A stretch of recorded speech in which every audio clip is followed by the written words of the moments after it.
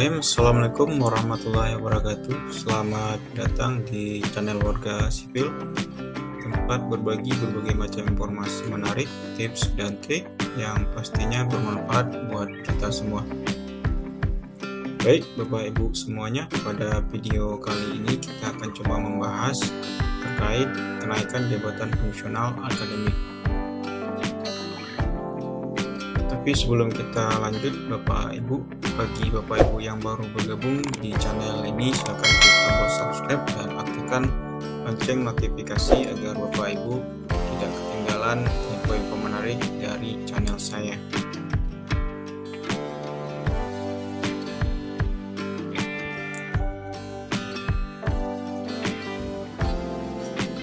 Baik, kenaikan jabatan fungsional akademik itu sendiri sampai saat ini ada 3 prosedur untuk pengusulan jabatan fungsional akademik. Yang pertama yaitu adalah kenaikan jabatan reguler. Yang kedua adalah kenaikan jabatan loncat jabatan. Yang ketiga, kenaikan jabatan dalam pangkat dalam jabatan yang sama. Nah, dari setiap proses kenaikan jabatan fungsional ini memiliki syarat dan ketentuan yang berbeda.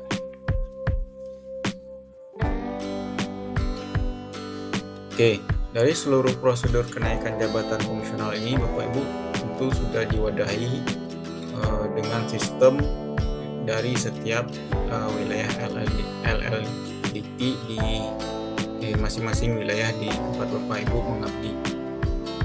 Untuk wilayah LLDT 3 sendiri, Bapak Ibu, yaitu menggunakan aplikasi Sejali 3 sebagai platform dalam pengajuan jabatan fungsional akademik. Dan kemudian untuk pengajuan kepangkatan in-passing menggunakan aplikasi Sijampang 3. Dan kedua aplikasi ini berbasis web, dapat Bapak Ibu akses dimanapun sejauh Bapak Ibu terkoneksi dengan internet.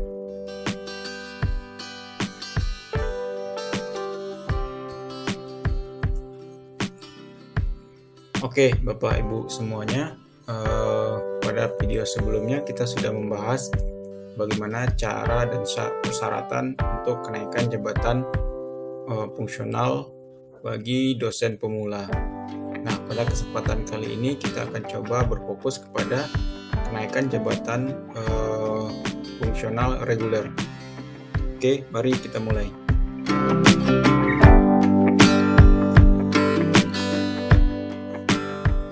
Jabatan fungsional akademik reguler itu sendiri terdiri dari Bapak Ibu, yaitu asisten ahli, dari asisten ahli ke lektor, kemudian dari lektor ke lektor kepala, dan dari lektor kepala ke profesor.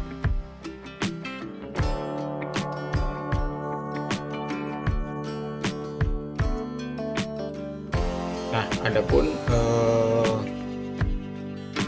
jabaran dari setiap jabatan fungsional akademik itu sendiri sebagai berikut Bapak Ibu, yaitu jika Bapak Ibu memiliki saat ini adalah asisten ahli KUM 150, kemudian naik ke lektor 200 atau ke lektor 300, kemudian dari lektor naik ke lektor kepala dan ke lektor kepala KUM 400, 5,5, 700, dan juga dari lektor kepala ingin naik ke profesor KUM 850 dan KUM 1050. Nah, ke prosedur ini atau konsep ini disebut sebagai kenaikan jabatan reguler.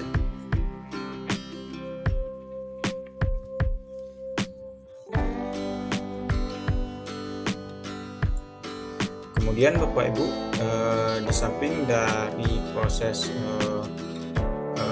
kenaikan jabatan fungsional tadi, tentu ada proporsi untuk menentukan angka kredit.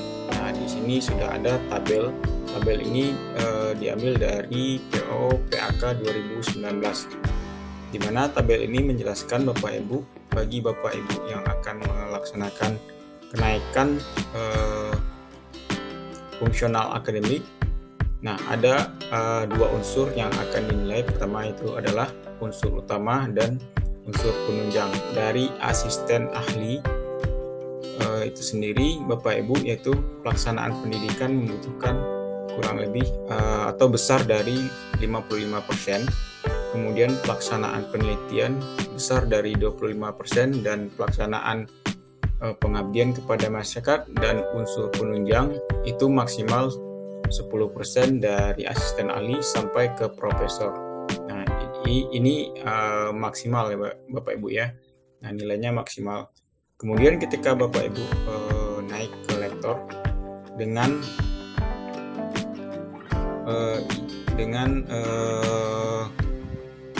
ijazah magister, untuk pelaksanaan pendidikan itu besar dari 45% dan pelaksanaan penelitian besar dari 35%. Selanjutnya untuk lektor kepala, untuk pelaksanaan pendidikan dan penelitian itu proporsinya seimbang Bapak Ibu, yaitu 40% dan 40%. Nah, dari sini kita melihat Bapak Ibu bahwa untuk pelaksanaan penelitian itu sendiri dari Bapak Ibu asisten ahli sampai profesor itu ada peningkatan. Jadi semakin tinggi jabatan fungsional yang Bapak Ibu ajukan, maka semakin tinggi nilai pada pelaksanaan penelitiannya.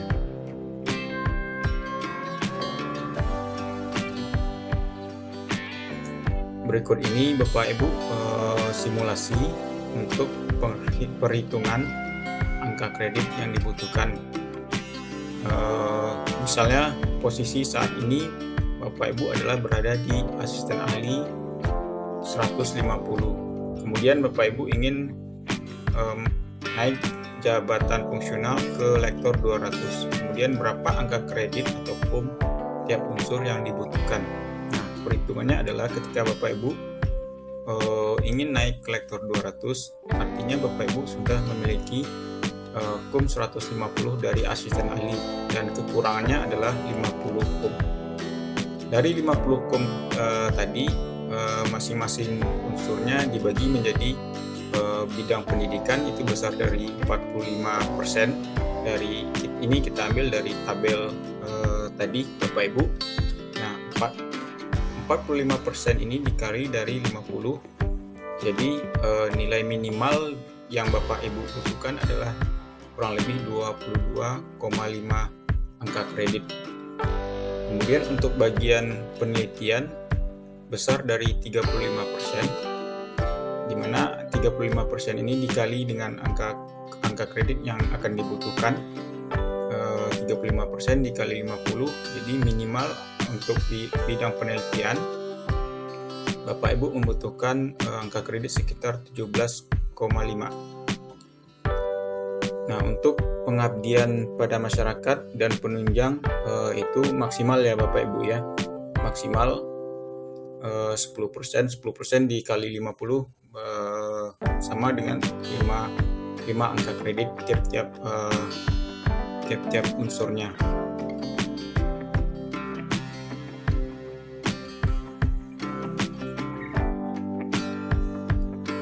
Nah, di samping unsur-unsur yang dinilai tadi Bapak Ibu, ada kewajiban khusus untuk setiap kenaikan jabatan yang akan Bapak Ibu ajukan.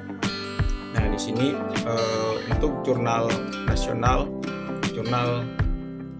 terakreditasi peringkat 3 atau 4, 5, 6 atau jurnal di luar peringkat ini bisa digunakan untuk kenaikan jabatan fungsional di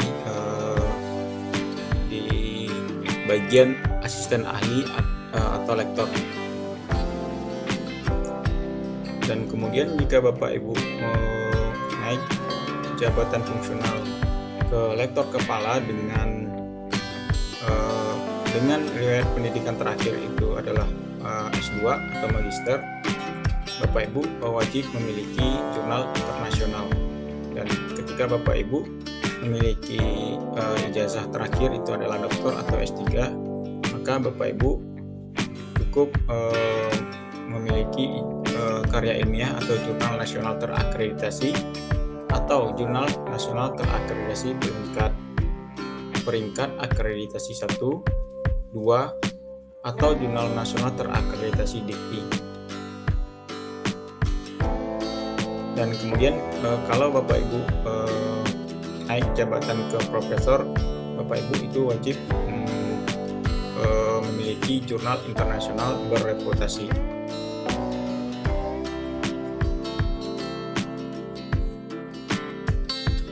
Kemudian dari unsur-unsur dan kewajiban khusus yang Bapak Ibu miliki tadi, ada hal-hal yang harus dipenuhi juga dari kedua item tadi, yaitu Bapak Ibu harus memiliki paling kurang 2 tahun dalam jabatan terakhir. Jadi ketika Bapak Ibu sudah memiliki asisten ahli di tahun 2019, maka 2 tahun ke depannya atau kemudiannya Bapak Ibu bisa melakukan kenaikan jabatan fungsional.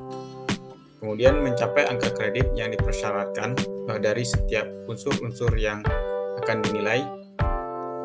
Kemudian memiliki karya ilmiah jurnal nasional. Nah, karya ilmiah jurnal nasional ini diperuntukkan untuk asisten ahli dan lektor seperti tabel yang kita jabarkan di slide sebelumnya, di mana karya ilmiah ini adalah Bapak Ibu sebagai penulis pertama atau tunggal. Kemudian memiliki persetujuan dari senat fakultas di masing-masing universitas tempat Bapak Ibu bekerja.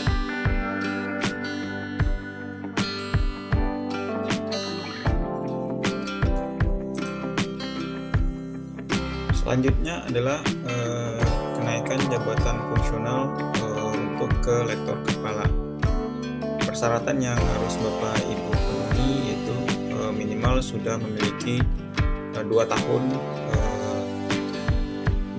masa kerja 2 tahun dari jabatan sebelumnya, yaitu lektor.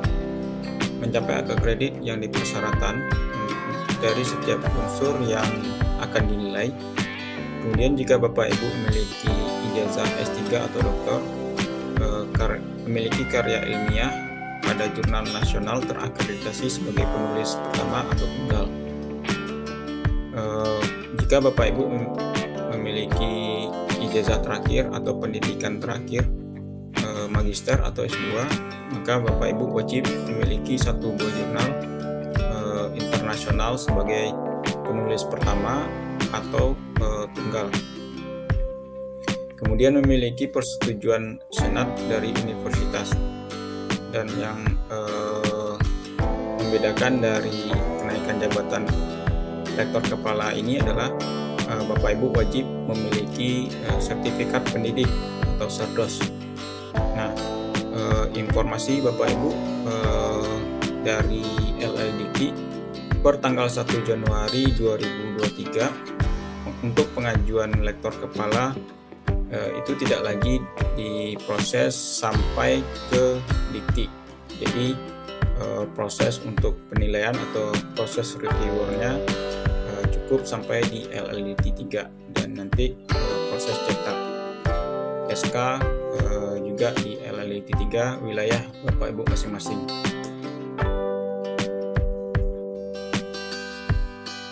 Oke Bapak Ibu, terima kasih sudah menonton video ini. Jika ada pertanyaan silakan tinggalkan di kolom komentar. Jangan lupa klik tombol subscribe dan share video ini ke teman-teman Bapak Ibu. Terima kasih dari saya. Assalamualaikum warahmatullahi wabarakatuh.